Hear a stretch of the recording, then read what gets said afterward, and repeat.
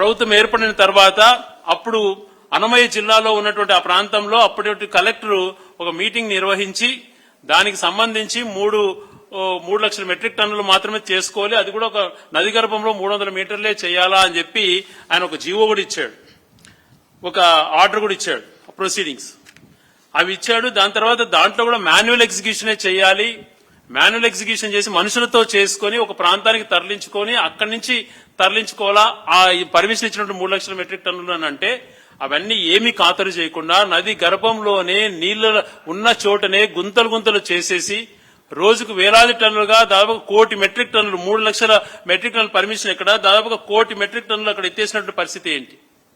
సంవత్సరానికి ఒకసారి మళ్ళా కలెక్టర్ వాళ్ళు మీటింగ్స్ జరిపి రెన్యువల్ చేయాలా, అది ఇంతవరకు జరగలేదు. ఇప్పుడు జిల్లా కూడా మారిపి సంవత్సరం అవుతోంది. మరి ఇప్పుడున్నటువంటి వైఎస్ఆర్ జిల్లా కలెక్టర్ గారు దీన్ని గాలికి వదిలేశారు. ఇంత జరుగుతున్నా ఏమి దీని గురించి ఎందుకు ఇలా జరుగుతోంది, దీని పర్మిషన్స్ ఏంటి, అక్కడ రైతుల పరిస్థితి ఏంది, ఆ ప్రాంత పరిస్థితి ఏంది, సహజ వనరులు ఈ ప్రాంతం నుంచి దోచుకొని వెళ్తుంటే దాదాపుగా 1 కోటి మెట్రిక్ టన్నుల శాండ్ ఇలా పక్క రాష్ట్రాలకు తరలిపోతుంటే ఏం చేస్తున్నారో వీళ్ళు అర్థం కాదు. ఆ ప్రాంతంలో మేము విజిట్ చేసిన తర్వాత ఆ ప్రాంత పరిస్థితి చూస్తే నిజంగా చాలా బాధ అనిపిస్తుంది.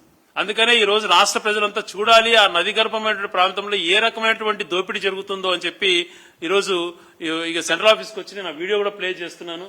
దయవుంచి ఆ వీడియో ప్లే చేయమని చెప్పి రిక్వెస్ట్ చేస్తున్నాను.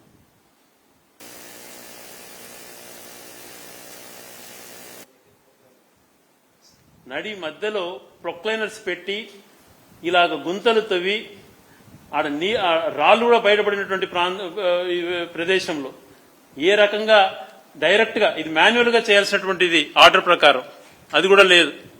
ఏ రకంగా తీసుకెళ్తున్నారో చూడండి. ఇలా రోజుకు 100-150 టిప్పర్లు ఆ రోడ్లలో 60-70 టన్నులు వేసుకుని అక్కడ రోడ్లు పాడైపోతున్నాయి.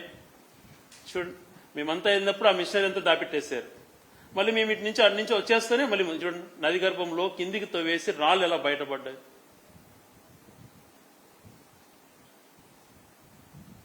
1 కోటి మెట్రిక్ టన్నులు ఈ మాదిరి ఎత్తేసేసి అక్కడ ప్రాంత ప్రజల యొక్క మనోవేదన వినకుండా నీళ్లలో నదిలో కూడా అసలు ఏ రకంగా మరి ఇవన్నీ చూడాలో మరి ముఖ్యమంత్రి గారు తర్వాత పవన్ కళ్యాణ్ గారు వీళ్ళంతా చూడాలి.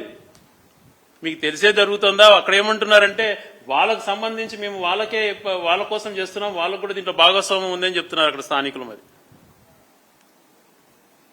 మరి ఇలాంటివన్నీ మీకు ఈ రాష్ట్రంలో ఇంత పరిస్థితులు జరుగుతూ ఉంటే దీన్ని పట్టించుకోవట్లేదనంటే దీన్ని ఏమనాలి చెప్పండి. కేజీఎఫ్ సినిమా అని చెప్పాను, నేను ఊరికే చెప్పలేదు, దానికి మించిన సెట్టింగ్స్ వేశారు. ఇది న్యాచురల్. ఈ రకంగా పైన అది కప్పేసేసి పక్క రాష్ట్రాలకు తీసుకెళ్లిపోవటం. మరి రోడ్ యాక్సిడెంట్స్ లో ఎంతోమంది చనిపోతున్నారు, అన్ని పరిస్థితులను పట్టించుకోవడంలే. రోడ్లు గుంతలమయం అయిపోయినాయి అక్కడ అంత ప్రాంతాలలో.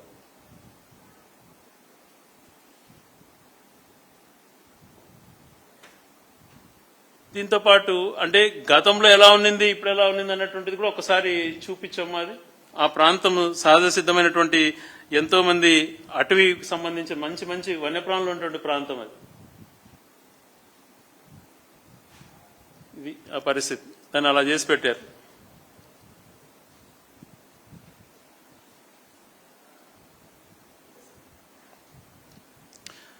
ఇంత దోపిడీ జరుగుతుంటే దీని గురించి ఏ ఒక్కరూ మాట్లాడడం లేదు. మేము ఒక వారం క్రితం ఇది జరుగుతోంది అనేటువంటి మా ఆవేదన అంతా వ్యక్తం చేస్తే ఏదైనా చర్యలు చేపడతారు అనుకుంటే ఏం లేకుండా నిస్సిగ్గుగా మేము వచ్చేసిన తర్వాత మళ్ళా గంట తర్వాత మళ్ళా మొదలుపెట్టి చేస్తున్నారు.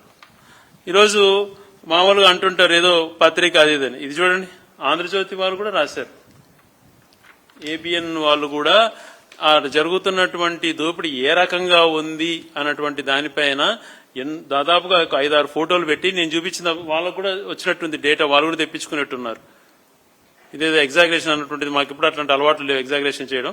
వాళ్ళ పేపర్లో పత్రికలో కూడా క్లియర్ గా ఏ రకమైనటువంటి దోపిడీ జరుగుతోంది, అక్కడ ఆ సహజ వనరులు ఏ రకంగా తీసుకుపోతున్నారు అన్నటువంటి వార్త క్లియర్ గా మెన్షన్ చేసి రాయటం జరిగింది. మరి ఇంతగా చేస్తుంటే కూడా వీళ్ళు కనీసం దాని గురించి మాట్లాడి పర్యావరణవేత్తలు ఏమైపోయినారో మిగిలిన వాళ్ళు ఏమవుతున్నారో ఆ ప్రాంత పరిస్థితి ఏందనే ఆలోచన ఎందుకు చేయలేకపోతున్నారో 60-70 టన్నులు ఒక లారీలు వేసుకొని 150-200 లారీలు ఆ రోడ్లో ప్రయాణిస్తూ రోడ్లు నాశనం చేసేసి ఈ రకంగా సహజ వనరులు ప్రజలకు సంబంధించినటువంటి సంపద ఈ రకంగా దోపిడీ జరుగుతుంటే ఏమన్నా చెప్పండి. మరిన్ని అప్డేట్స్ కోసం ఛానల్ ను సబ్స్క్రైబ్ చేయండి. నోటిఫికేషన్స్ కోసం బెల్ ఐకాన్ పై క్లిక్ చేయండి.